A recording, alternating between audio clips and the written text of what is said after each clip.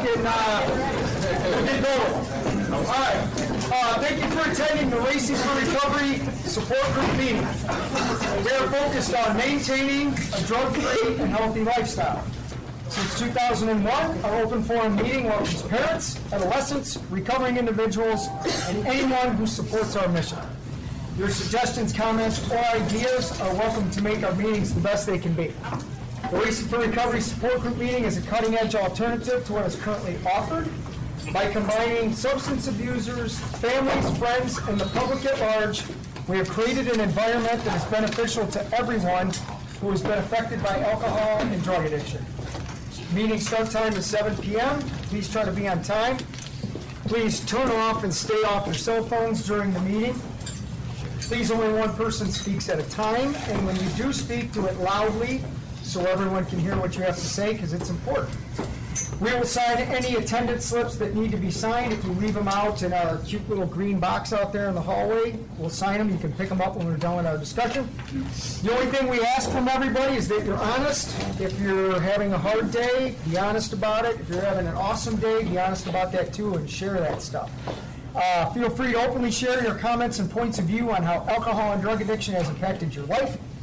This meeting is open to people of all ages and welcomes diversity. So please refrain from using excessive foul language or language that discriminates against any race, gender, religion, ethnicity, sexual orientation, or disability in order to maintain an atmosphere of respect and dignity for all who are present. If you see a visitor, a new member, or a returning member that you haven't seen in a while, please warmly welcome them into our program. Your confidentiality is important to us. What you say here will not be discussed outside of the meeting, except you're on live stream around the world, so that obviously doesn't apply. Turn it in. If you're going to litter, please make sure you do it in one of our trash cans. That'd be awesome. Okay, who has our lifestyles of recovery? I got it. Guidelines for living a lifestyle of recovery. 1, recognizing that substance abuse ruins lives. 2, wanting to pursue positive alternatives to substance abuse, such as education, employment, quality relationships, and health and fitness. 3, using resources such as friends, family, teachers, and peers as a way to achieve and remain sober. Adding sports, art, or music to these resources will help us stay focused and motivated. 4, defining balance and working towards making it a part of everyday life. 5, building self-esteem and confidence through sobriety to combat negative feelings regarding oneself. 6, understanding that negative behaviors of isolation and self-pity lead to self-destruction. 7, lifting a person up is different than allowing them to continue their destructive lifestyles. Be there for yourself and be patient with your friends and family. 8, learning how to help with support, without support, the addict's behavior. Providing assistance to the recovering individual that will improve their lives and further their usage. Recognizing personal challenges, integrating them into our lifestyle as challenges to triumph over. 10, caring for our personal, emotional, physical, and spiritual individuality is the source we use for one sense of worth. Each person is truly magnificent. Keep going. Our mission at Racing for Recovery is to prevent all forms of substance abuse, promoting a lifestyle of fitness and health for all of those affected by addiction. Awesome. Okay, is there anybody here for their first ever Racing for Recovery meeting tonight? A couple people. Awesome. Good. This is what we do. Everybody's going to get an awesome opportunity to say who you are and why you've chosen to come here tonight. Dustin. I'm Dustin. I come here so I can keep a healthy lifestyle and help me stay balanced in life. And I hear it's your birthday today. Oh, man. Yeah. No, it's not. Yeah. Everyone want to help me sing Happy Birthday to Todd? Yeah. All right. Happy birthday to you. Happy birthday to you. Happy birthday, dear Todd. Happy birthday to you.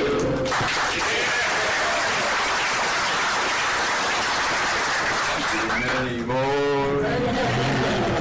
I appreciate that. I've decided I'm going backwards this year, so I'm 40 now, right? Instead of 53. No, thanks for that, and thanks for everybody who sent these nice texts or whatever. I appreciate that. So, go ahead. I'm Laura, I'm here for support, to stay sober. I'm Tyler. I'm going to keep working on myself and try to be the best person I can be. I'm Dan, just here to listen and support. I'm Kelly. I'm here to support my son Tyler, who has 17 months clean.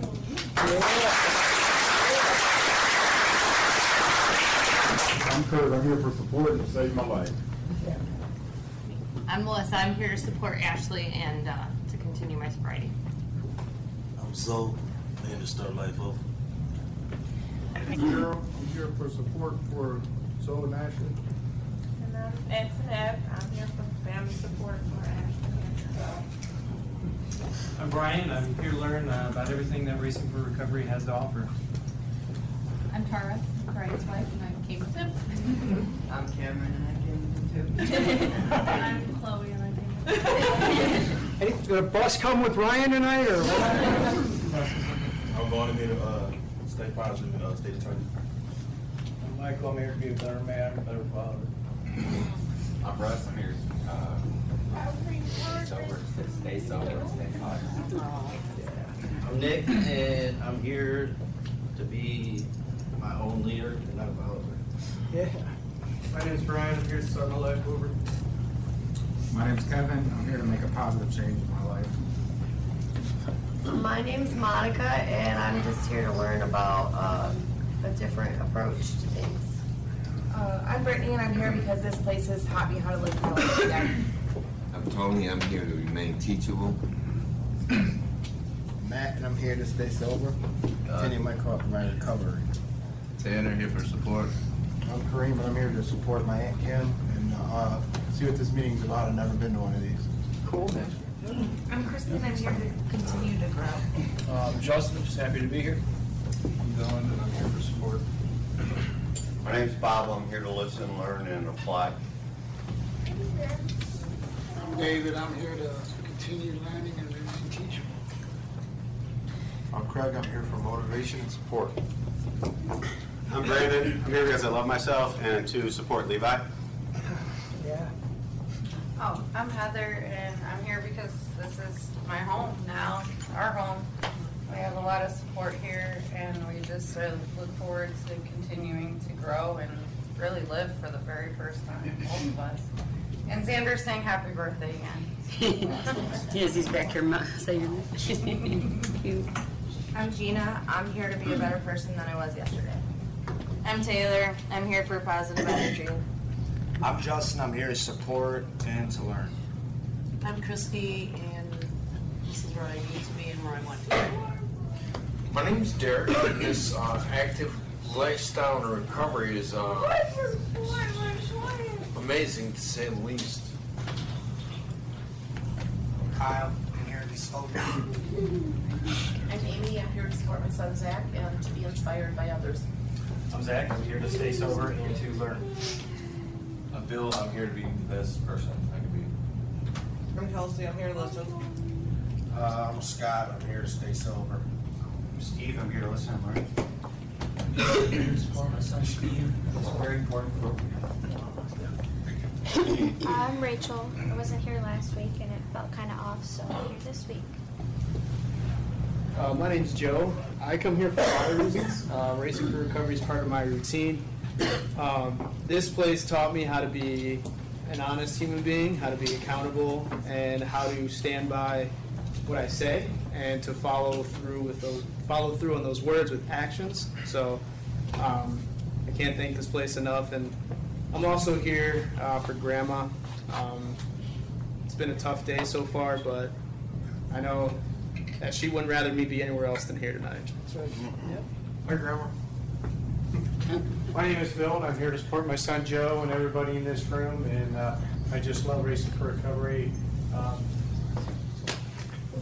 My name's Julie. I originally came to support my son Joe, but also now to support everybody here. Hi, Mike. Racing for Recovery saved my life. And with that, I value my life today. I'm Matt. I'm here to stay on the right track. I'm Kathy, I'm Matt's mom, and I'm here to support him and everybody else, and I think this program is great, and I want to say he has been 9 months clean.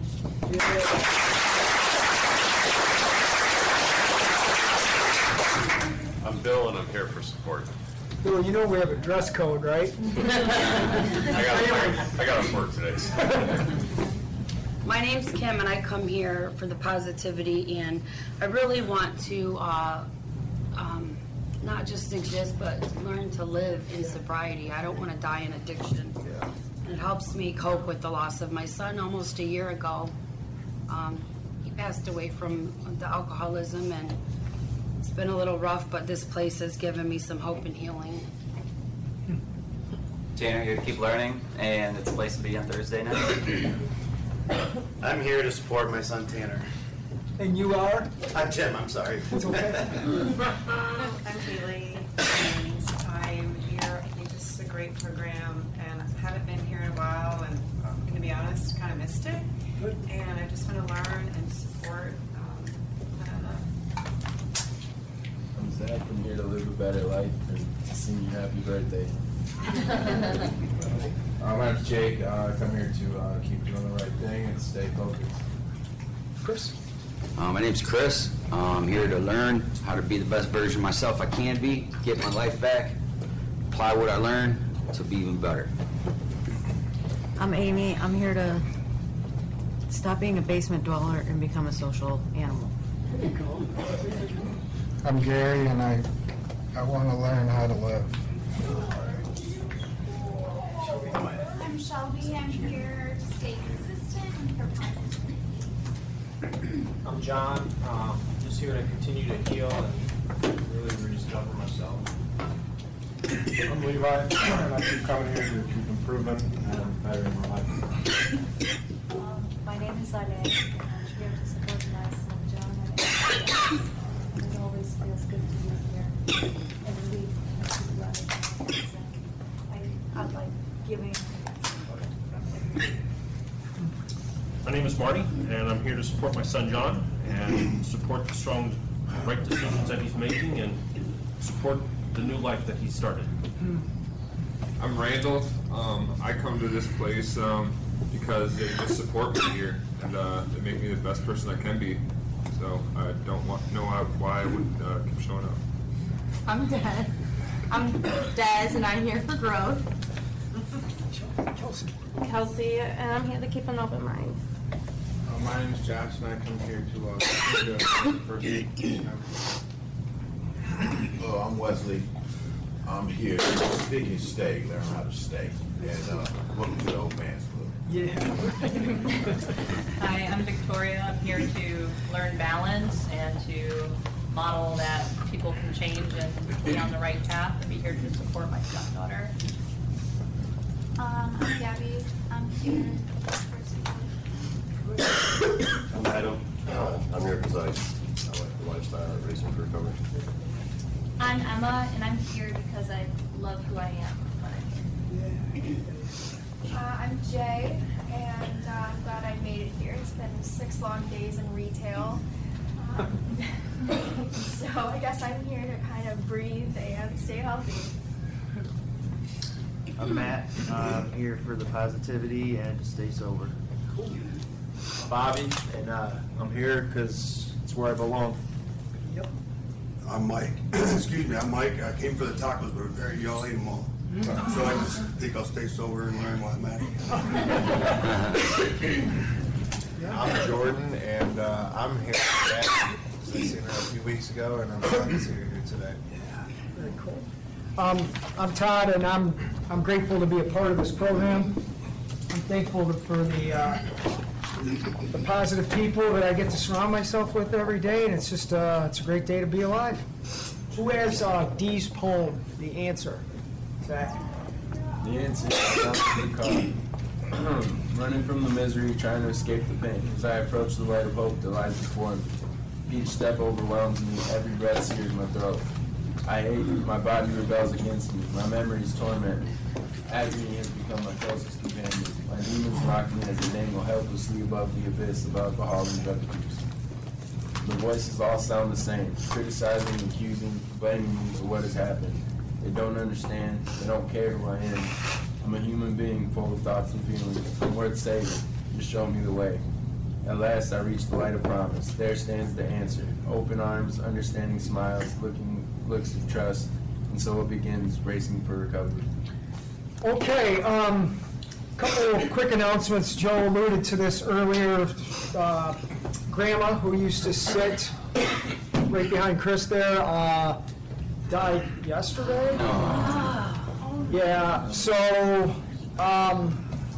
if you're a praying type of person, please do that. I prefer to keep, she was a comedy type person, so we need somebody to give out more hugs, and she can't do that anymore. So that's how I remember Grandma.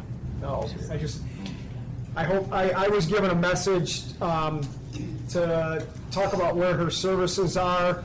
I didn't know if I should put that information out, so I'm just letting people know that she did pass, and if you want to find out where her services are, we'll have to figure out a way to do that, but I didn't want to do that publicly because I'm not sure if I was supposed to or not, but it's, and also too, on a positive note, I mentioned this last week and Amy had walked out of the room, but Amy does awesome crafts with bracelets and necklaces and stuff, and she put some stuff out there on the table, so if you're looking for some stocking stuffers or something cool, Amy is the person to see for some of that. She does some cool stuff. And I love seeing people's talents getting utilized. Okay, so let's do a couple things tonight and have an awesome support group meeting. How about this? We'll do 3 topics. One, what would you say to a young person who is just starting to, I don't like to say the word experiment, let's call it what it is. What would you say to a young person who is starting to use drugs? Along those lines, if you had a do-over from the first time you ever used, whether it's alcohol, smoking weed, whatever, if you had a do-over and go back, what would you do differently? We haven't done that before, I don't think. And also, Kim said she wanted to learn how to live, and I think it was Gary that said, I want to learn how to live. So you can talk about how you've learned how to live in recovery. What would you say to a young person who's just starting this stuff and possibly where they're headed if they continue with it? And if you had a do-over, that first time you were presented with drugs and you made that cognizant choice to do them, what would you do differently? You don't have to answer all 3.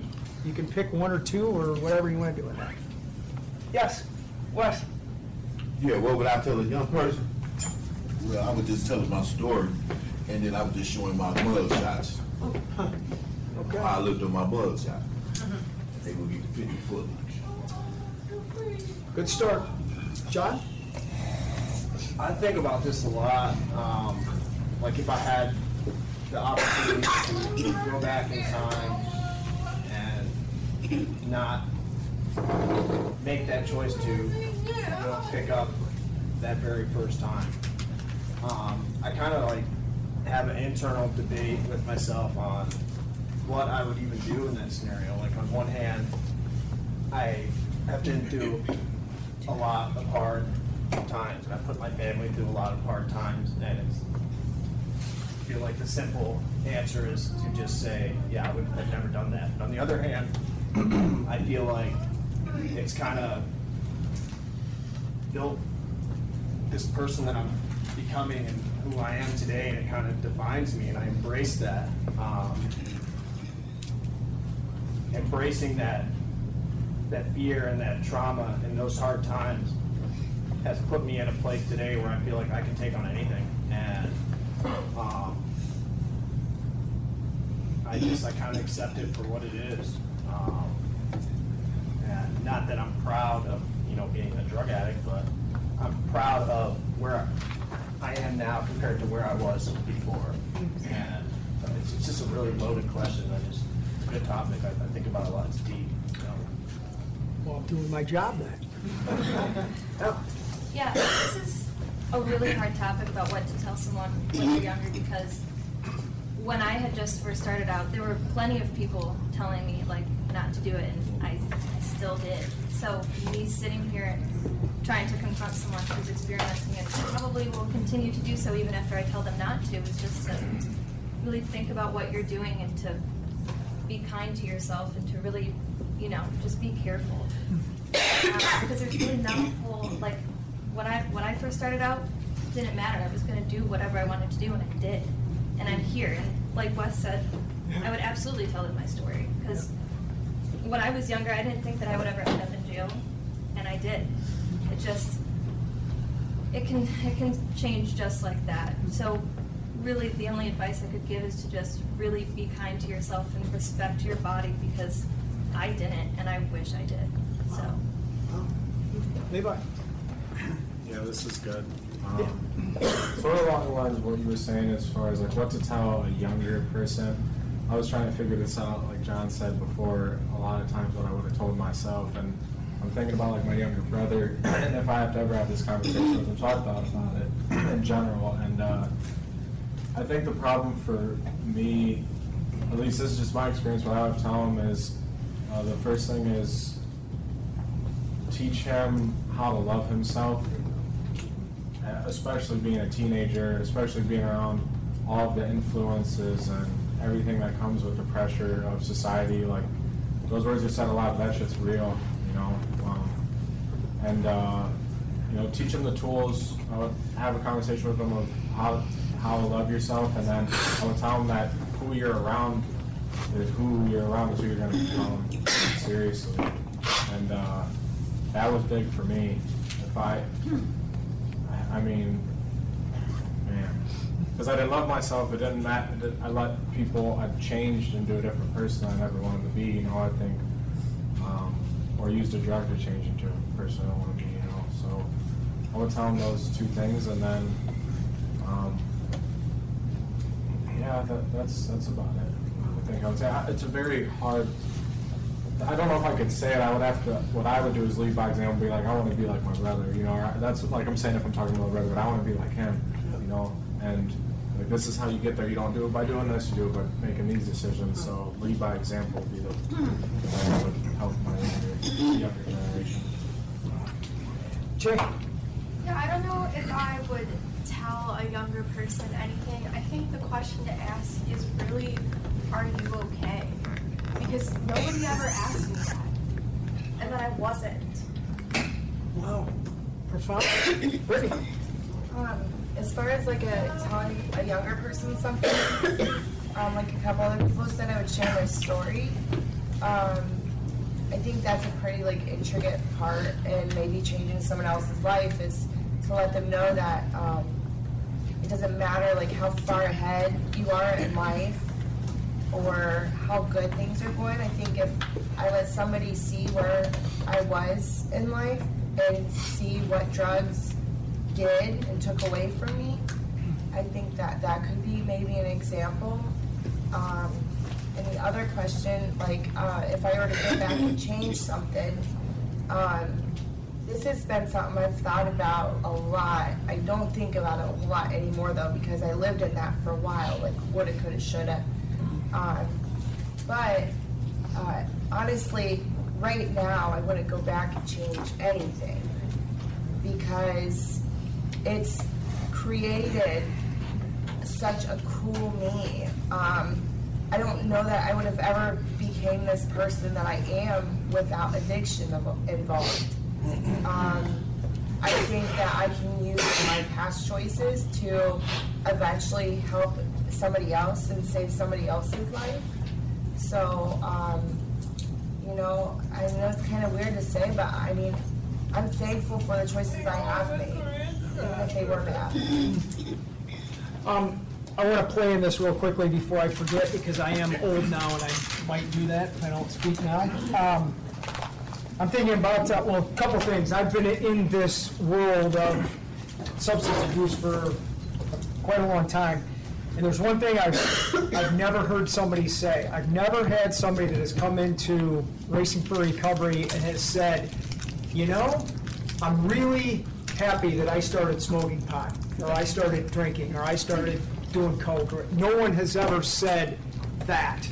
They've said, help me, my life's crazy, I just got out of jail or whatever. Nobody has said, things really became awesome when I started drinking a lot. No, nobody's ever said that.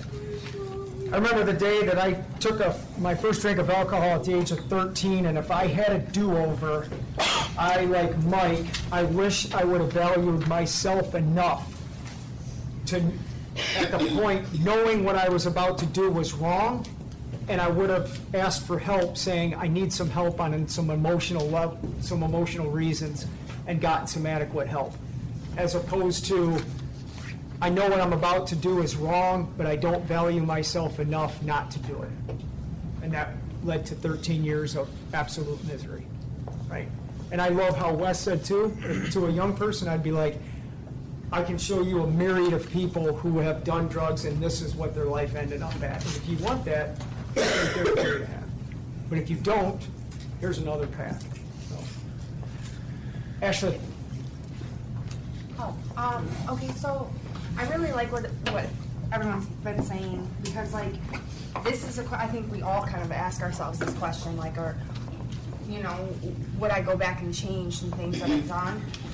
Everybody has those days that they're like, oh, I wish I would have done this differently. But ultimately, like, I was extremely naive, and from experiences in life, like, I learned how the world, unfortunately, is very corrupt. And, like, I learned people's motives and stuff.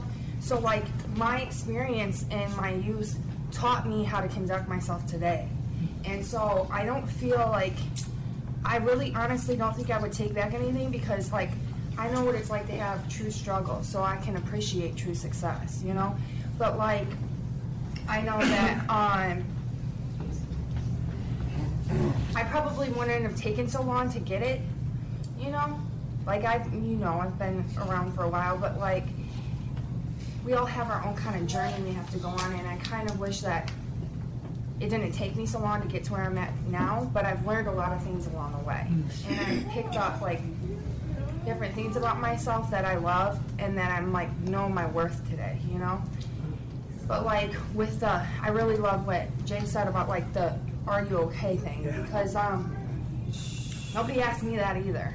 That's great. And a reflection of my, like, upbringing is, like, what, you know, that's what stems back to trauma, you know? Mm-hmm. And as far as, like, approaching somebody younger than me, even though I'm young, like, drugs aren't what they were when I was using. It's terrible now. Like, we're losing people left and right. So, like, it's, like, important for us to, like, take this seriously, to reach out to the people that are coming behind us. That's why I said, like, I need to be an example, a beacon of, like, what this program has done for me and, like, who I am today, because this shows the next person that's, like, questioning if they really want to live that life anymore, you know? So that's good. That's good. Bill? Yeah, I don't really have a comment. I've got a question. It has more to do with the psychology of everything, and particularly with the addiction to opiates. And the question was, you know, what do you say to a young person? And it's not as though for the last 50 years our entire society hasn't said, oh, opiates are incredibly dangerous. You can overdose, you can die. I mean, people died from heroin overdoses since the 70s. I mean, anyone over 50 can rip off a list of rock stars from the 60s and 70s that died of heroin overdoses. You know, it's not like that was information that was not widely available. So, I mean, what do you say to? What could you possibly say to a person to say, don't go down that road? Or, you know, how can anyone possibly think there's going to be a good outcome from going down that road? So I don't know if a person chooses to do that in spite of what, at least to me, would be the overwhelming evidence of horrific results.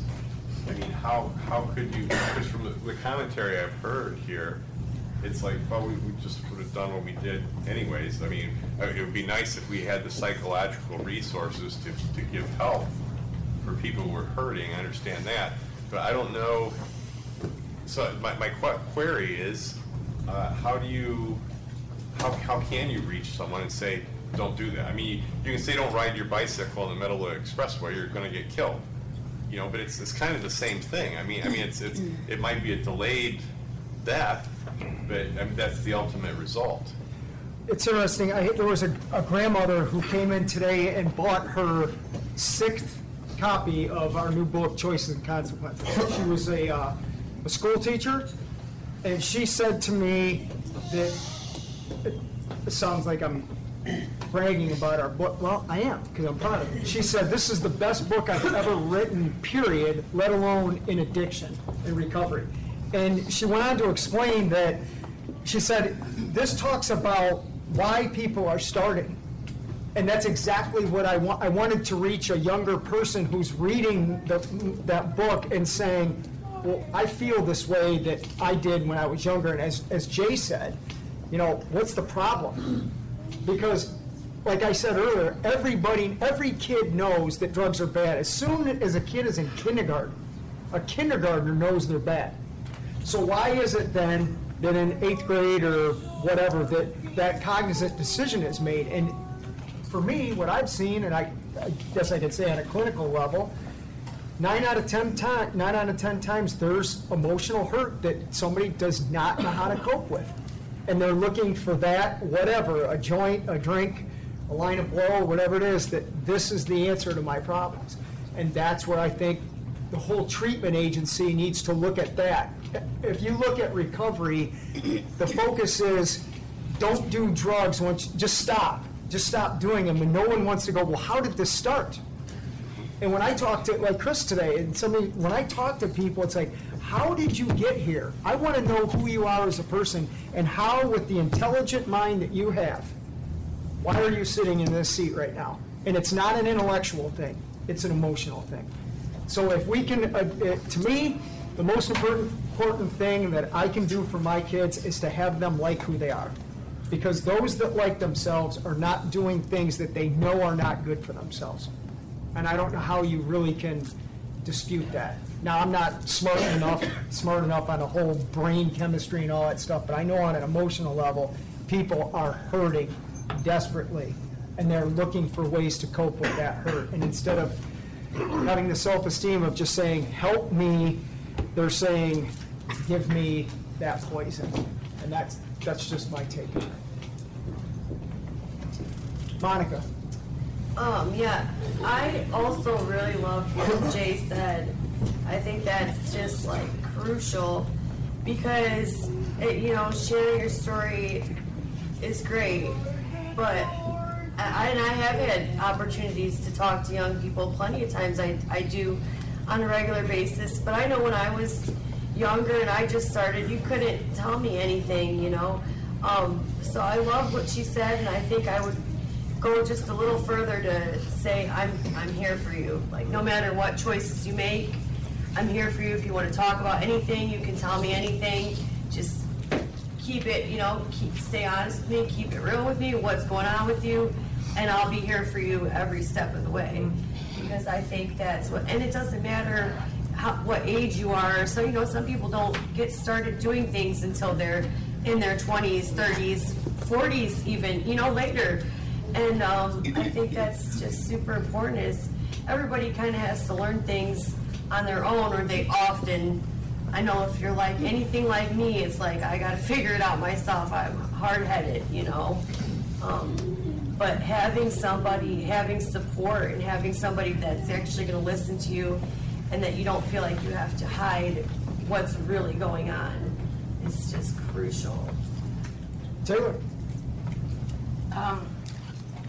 I'm going to tell my son my story so he doesn't have to make the same decisions I did. I'm going to keep showing him love every day, and when he's older, if he has to go through a hard time, I'm going to be there. I'm going to be right there with you. We can go through it together. I didn't have that growing up, so I cope with things differently. And I really don't regret doing anything I've done in the past. I wish it never got as bad as it did, but I'm here, and I'm learning so much stuff from this place that I can teach my son. So, yeah. That's great, man. Bob? That's so much work, but it's like, I think your book tells it all, you know, choices and consequences, and it is definitely about education. I did not have those opportunities. I did not know there were other ways to deal with the shit that was going on when I was younger. For me, I would say it was peer pressure. I come back from overseas, being over there for the summer with my family, and when I came back here, all my friends were smoking weed and drinking. So, for me to fit back in, of course, you know, I did it. I knew it was wrong, but as I progressed, I was using this stuff to escape. And nobody asked me what was going on. And that's the whole thing, you know, of course, people are gonna do what they wanna do, but let's give them a choice. You know, there's other ways to deal with what you're dealing with. But if we just sit there and accept the fact, okay, it's out there, people are going to experiment. But at least let them know, before you experiment, there is another way. And if we educate people at a younger age, like you're saying with your kid, he's gonna know your story. You know, my kids need to know my story. Unfortunately, I don't have that opportunity right now to tell them. And I know they want to know, but there's no communication. So hopefully they're seeing this. But it's education. I did it to escape. And I think a lot of people do because I didn't like how I felt. But I didn't have the choices. And I did the wrong choices, but I did not know about the consequences either until you're kind of too far down the road. Or you do too much drug, people die, or you drink too much and you get into an accident. You know, they need to know the whole aspect. It's not just saying, I'm going to be there for you. We need to dig a little deeper into, well, why do you feel this way? What is going on with your life? And educate our kids and ourselves. It's good, Bob. Des?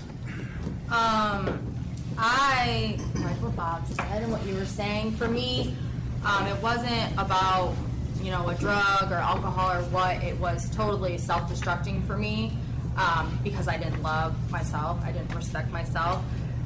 But at such a young age, I didn't understand what I was doing, and I thought I was invincible, and I didn't talk about my emotions because my family, we never really did that. And I thought it would never happen to me. I would never become an addict. That would never happen to me. And it did. And I know you can't regret anything, and I don't regret anything, but if I could change it, I would, because of all the people I hurt. Doing that to myself hurt so many people around me. I mean, it's insane.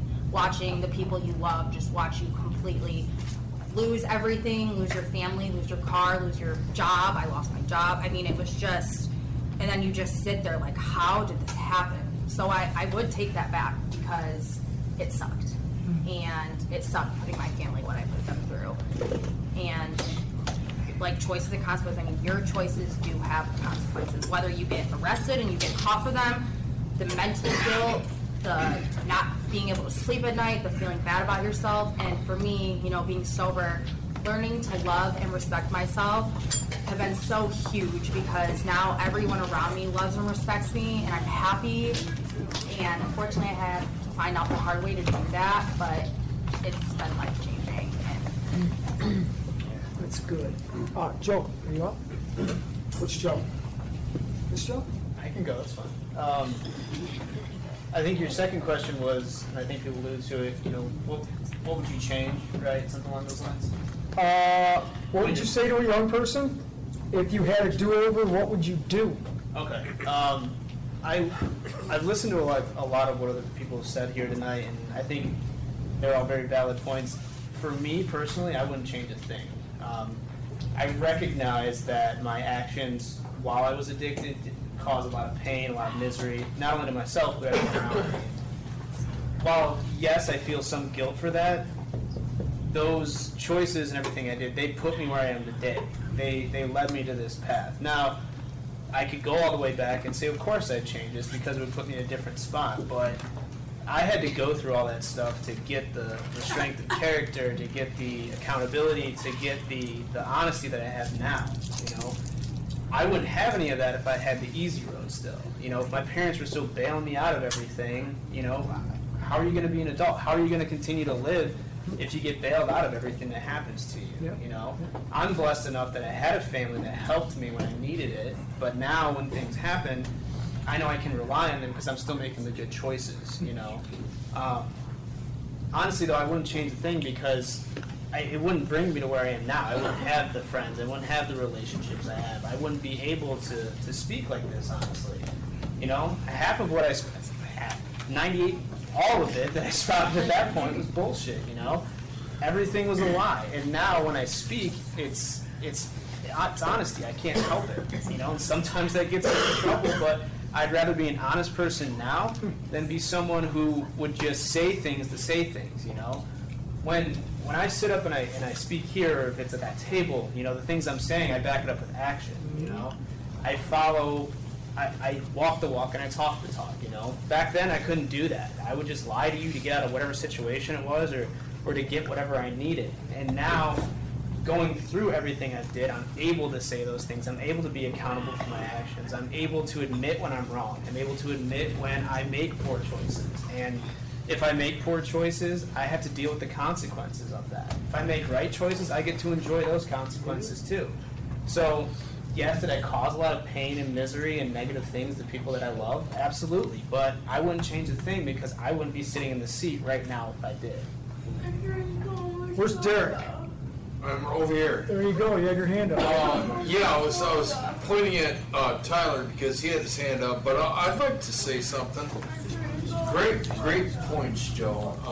You know, the reason why I don't say I would have taken a left turn instead of right is because if I would have taken a left turn, maybe I would have got hit by a bus and wouldn't be here. I mean, hard saying. And it's kind of like in factory jobs, they have terminology. One is pinch point. You know, don't do that because that's danger. It hurts. But to try and tell a child about a pinch is like, it can't be done. I mean, you know, until they actually, they're like, oh, that's no good. But until they have that experience, it's like, you know, you can tell them until you're blue in the face that, you know, that's something you don't want to do. But again, until they do it, then that's when they don't do it again, hopefully. This is a great network of people, you know, different stories and guidelines that help me to stay focused. You know, for example, like today, in preparation with Chef Tyler, it's from 2 o'clock until I think the kitchen opens at 6. So it's cutting up and different stuff, but in support of staying sober. And believe me, when I'm cutting onions, I'm not cutting the other stuff. That's right.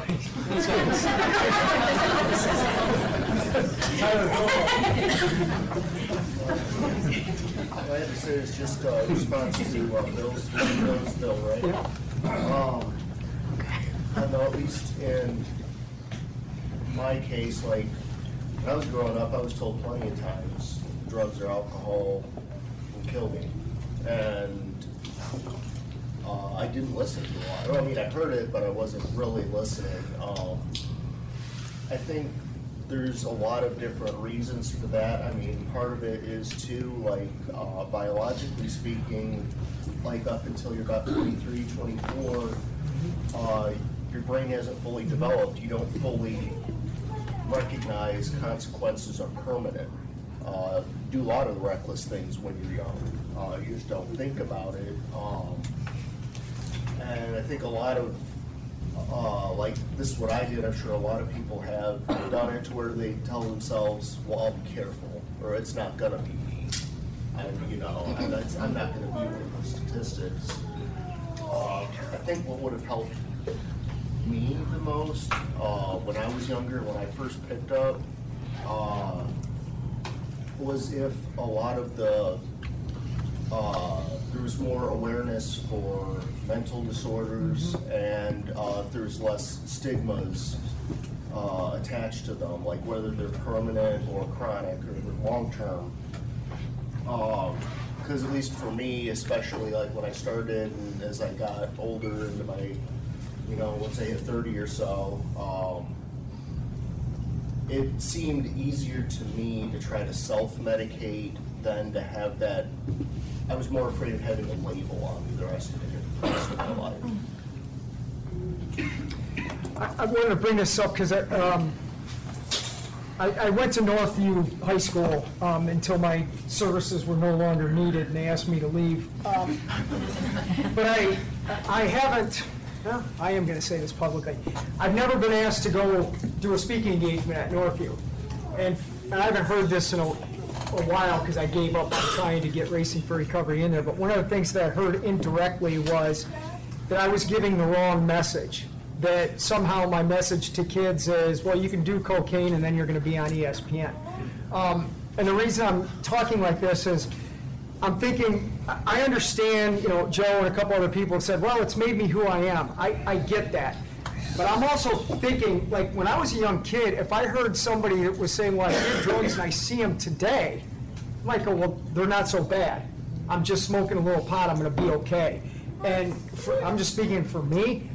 That is not the case for me. I think all of us have to look at this and say we're grateful we made it because we just had somebody that died last Sunday that I'm sure would love to have a do-over.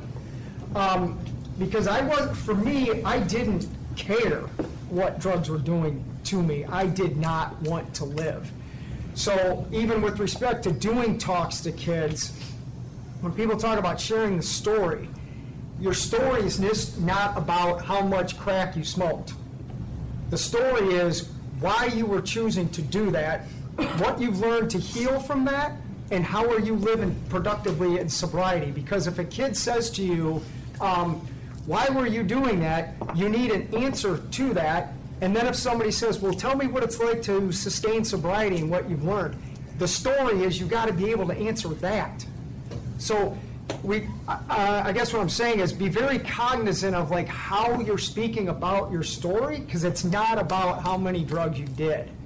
It's why you were doing them. What were the emotional tolls it took on you, or psychological, social, all these other things. What was the impact that those choices really had?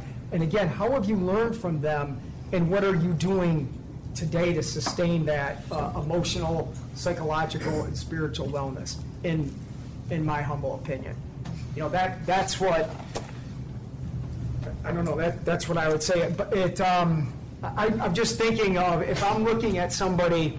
If I was somebody talking to me back in my day, I wouldn't have paid attention to it because I didn't care, and that's the problem.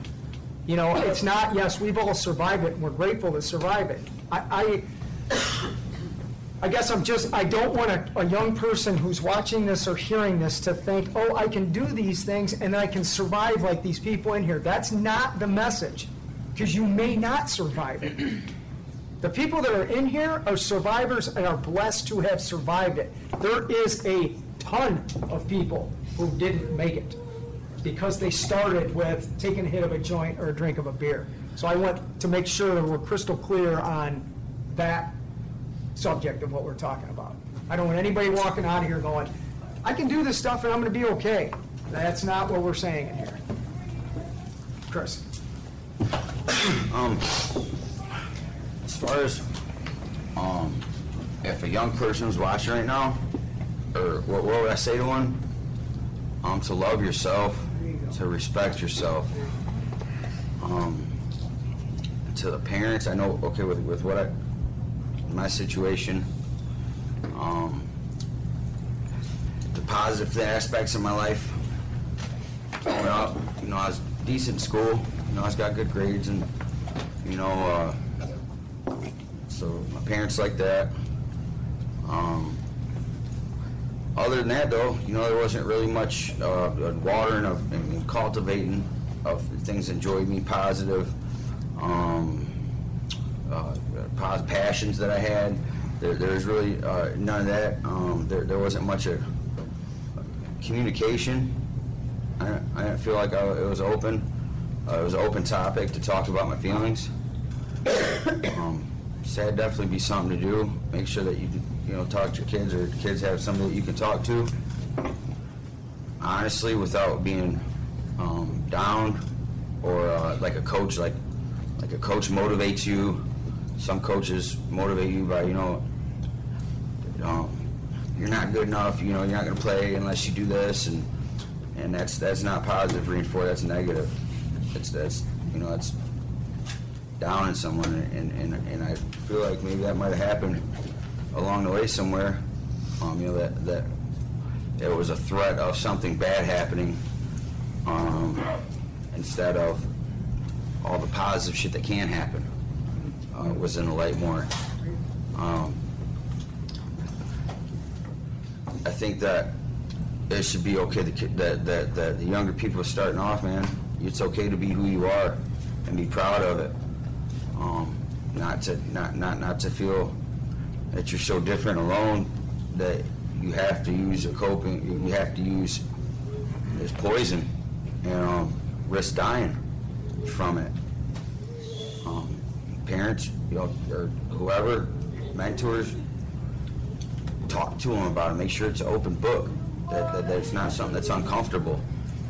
I mean, as long as I feel like maybe, if I felt like,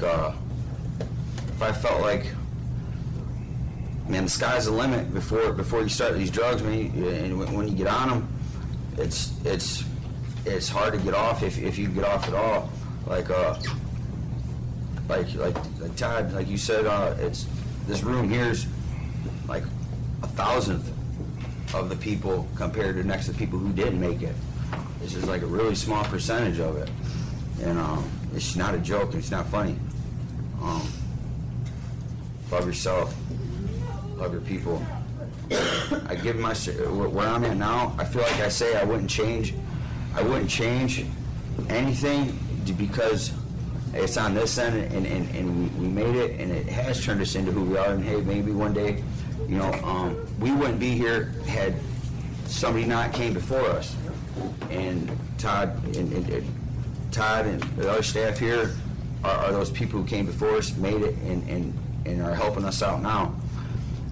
But really, I wish I never seen a drug. I wish I would have never touched a drug. I wish I would have never even had anything to do with this life. I mean, yeah, I'm awesome. I am awesome. That's what I know I am. But it's not the drugs that made me awesome. It's not going through that made me awesome. And who knows what I could have been had I been off of it. I mean, I don't dwell on it and think about it all the time and beat myself up ever at all. But, man, I wish I'd never seen them I wish I'd never seen them things. So. Levi, then Emma, and then we're done. Got your hand up? There was so many good things said in just those last 15 minutes that I sort of lost track of what I wanted to say. I basically wanted to reiterate the example of, I'm pretty much the example of what I was told not to do because my dad specifically he's still alive, but I had to see him in jail and he would tell me over and over and over, like, don't do this, you don't end up like me. Like, over and over, but nobody ever told me, like, he never, like, clearly didn't love himself, and I never had parents that, not saying anything bad about my mom, but never really asked me. I had no coping skills, like, and never what was wrong with me, and I've had to figure that out on my own, and I try to build myself up in all these other ways, but emotionally I didn't know how to build myself up. So to reiterate, like, that's pretty much the main reason why I didn't have any emotional strength foundation.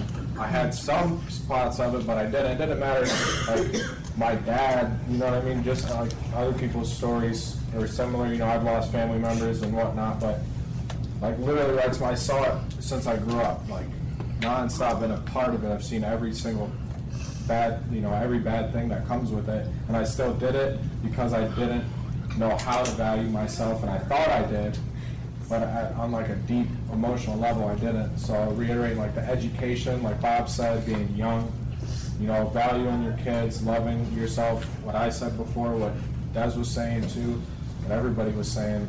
It's so important. That's the main thing, because that's why, if I had that if I just had that thing too, it was like there was always something that I was missing. Like I was good, I was doing very well, and then there's obviously a reason I did it, and I'm thinking that's why, you know. I mean, that's one of the reasons why. But That's yeah. good. Emma? Yeah, for a long time, or, you know, while I was using it, I didn't think that I ever had someplace to go if I ever wanted to get out. I kind of thought I was too far gone, and I wasn't welcome back into my house, or my mom wasn't there. I would never gain her trust back, or, you know, my mom's biggest fear was getting a phone call that I had wrapped my car around a pole, or that she had to come, like, you know, identify me, or like just not even knowing if I was going to come home or when I was going to come home. And knowing, I don't even know what I'm trying to say, like just, I don't know what I would say.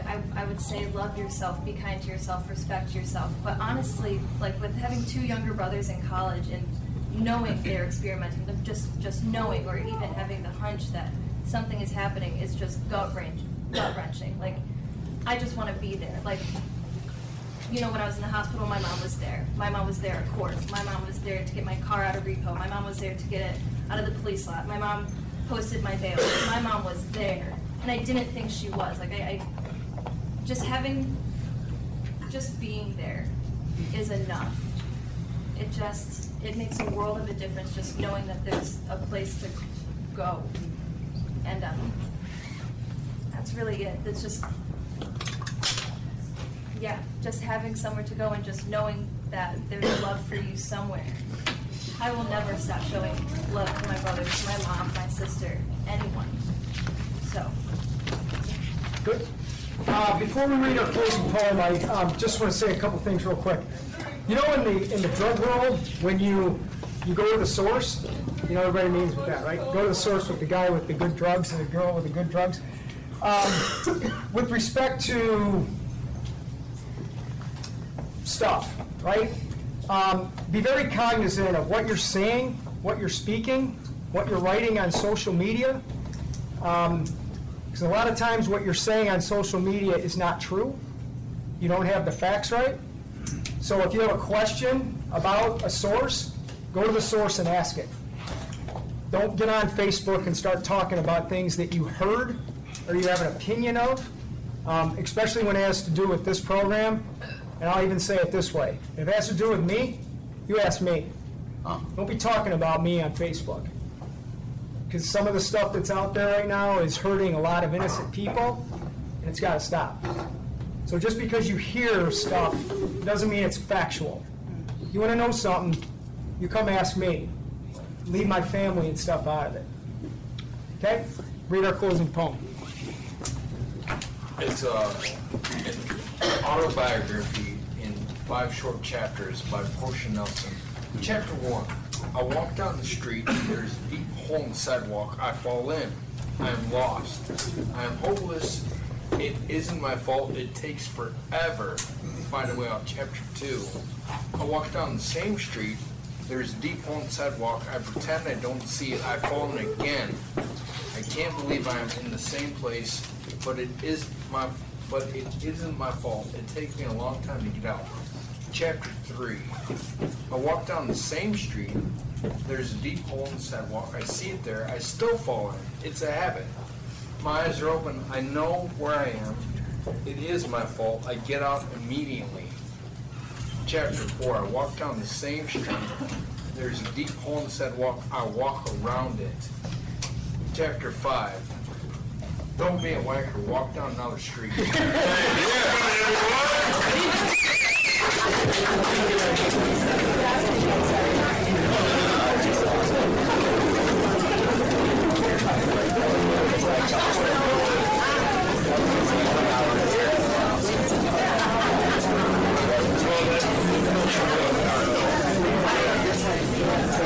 you.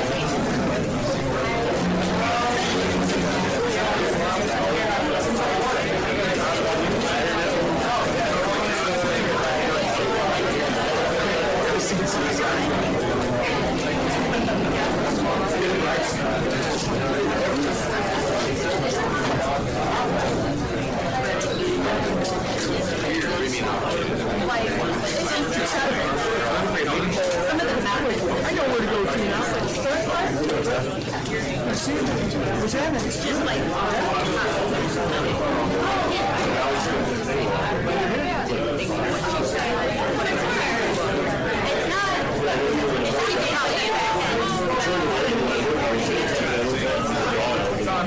Take another plug.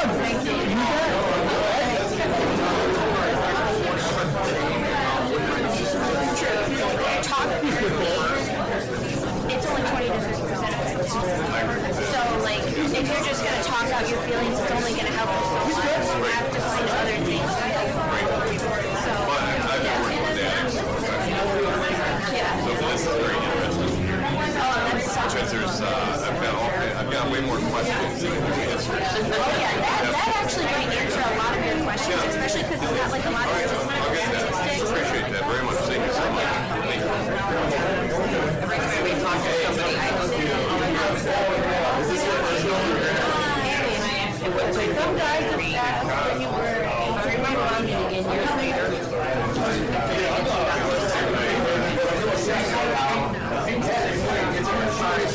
He's in treatment.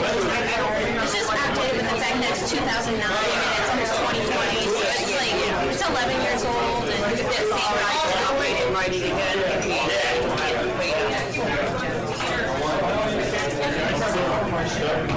Sprayer, I'll take a shot and tape it out like boots together. That spray gets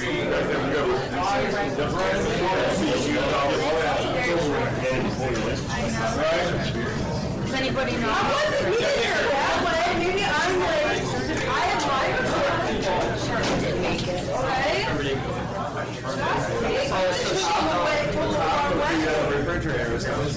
She's really good at time too.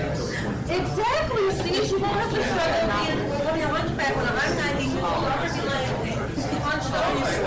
Good to see you guys.